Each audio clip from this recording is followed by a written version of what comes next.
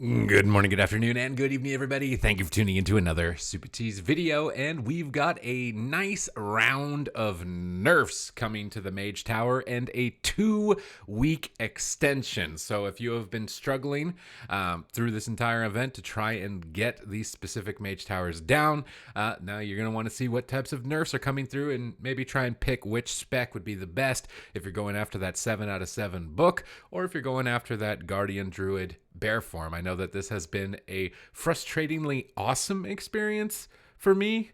It's a bit of an oxymoron, but the satisfaction of finally finishing it after a certain point, like 90 attempts in 11 hours, had a nice satisfying feeling to it. But I do think that some of these nerfs are justified and smart in the way that they're targeting them, because there were some mechanics and particular challenges as I'm going through the process, and I've seen many people go through the process of this, that just seemed like unnecessary time gates where you needed cheesy trinkets or cheesy consumables. So let's just cover the nerfs, see if they've hit every single one of those problem areas, and see if this is going to make it a lot more possible.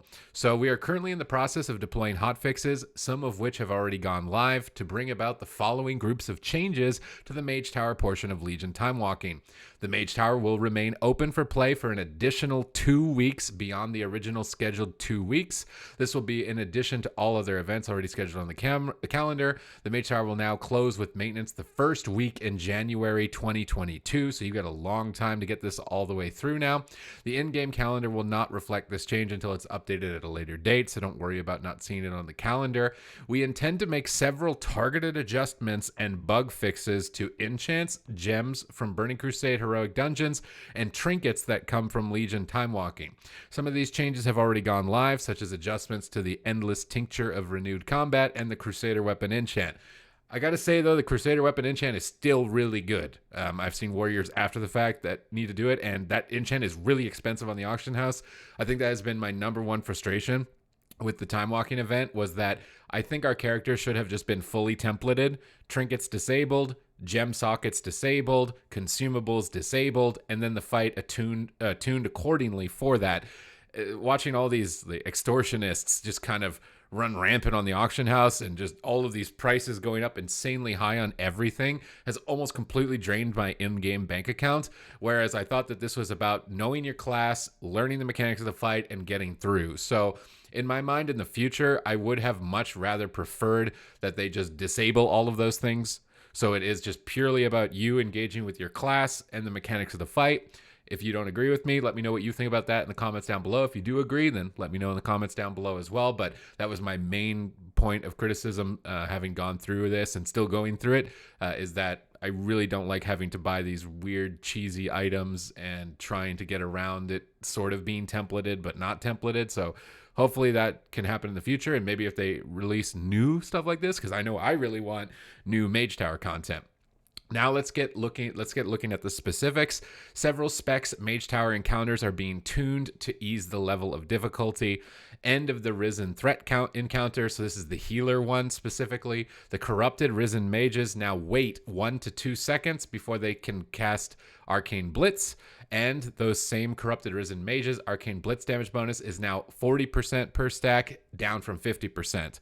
Arcane Blitz has also been nerfed, by where its cast time is increased by 0.5 seconds and increases by another 0.5 seconds for each bonus stack on the caster. The duration of the damage buff has been increased by 1 second to compensate, and Arcane Blitz has a new visual state effect added to make even louder. So Arcane Blitz, that big kind of ramping up mage that you need to focus on crowd controlling and preventing them before they get too many stacks, was hitting some points when in my runs where you would just get unlucky and it would hit the same target with every stack and you couldn't recover from it. It would just completely get plowed over in one shot. So targeting the Arcane Blitz makes sense.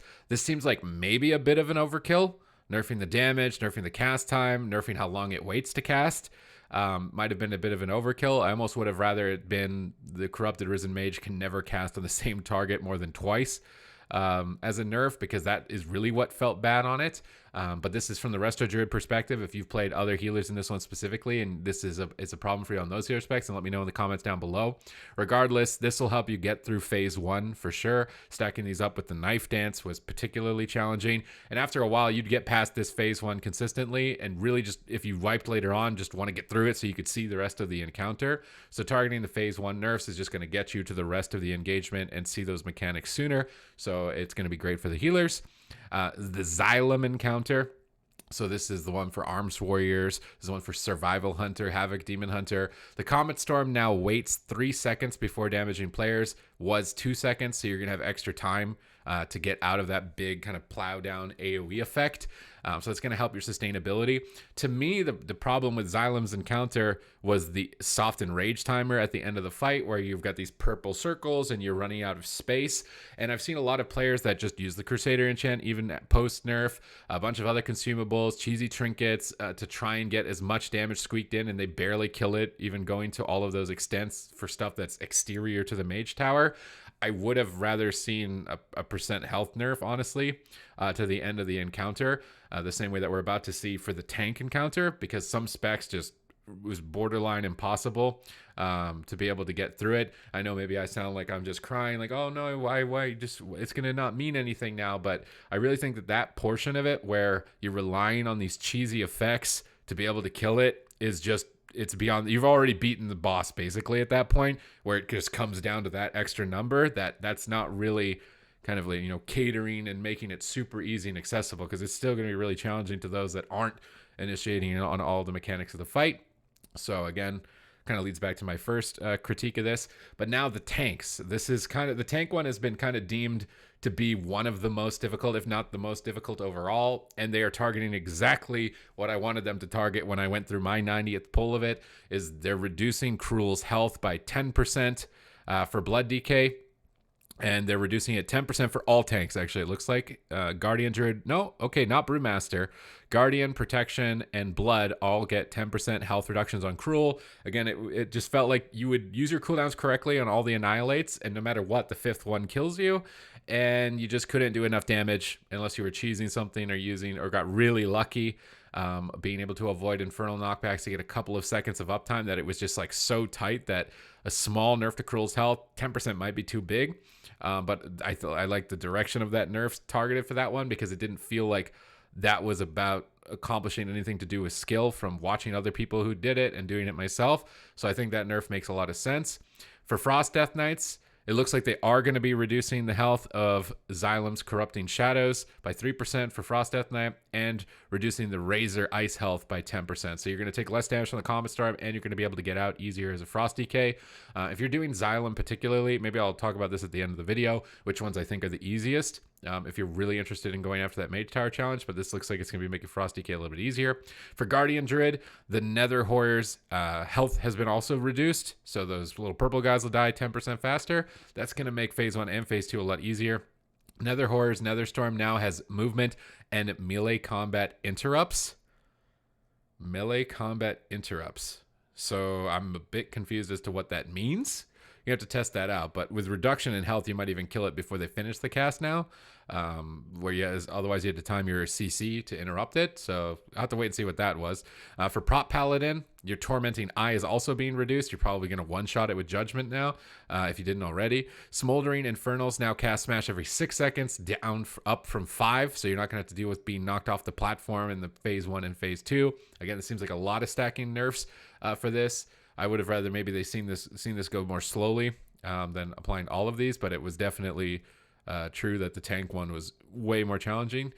For Holy Priest, this makes sense. I think Holy Priest was one of the hardest ones. They're going to be reducing the Risen's Mage health, so all those damage nerfs and its health is going to be nerfed.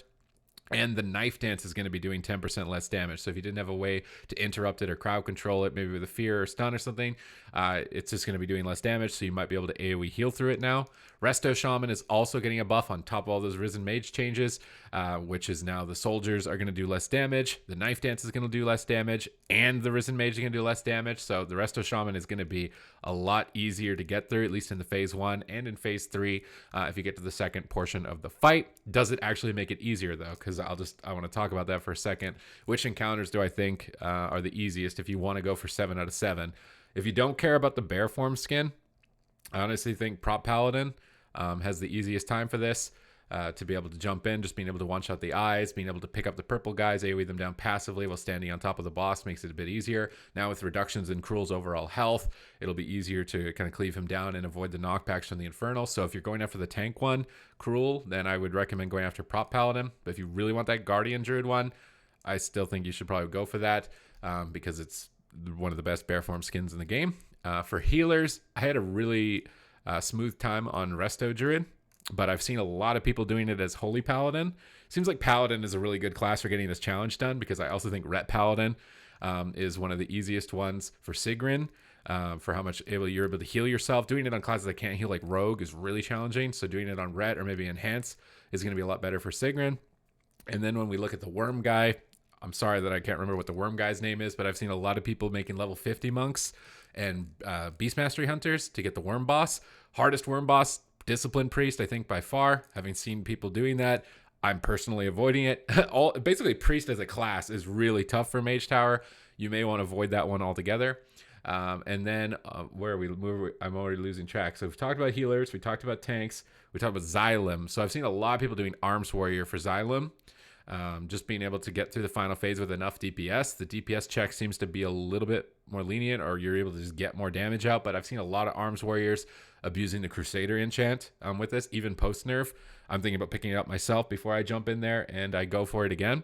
But I would recommend Arms Warrior.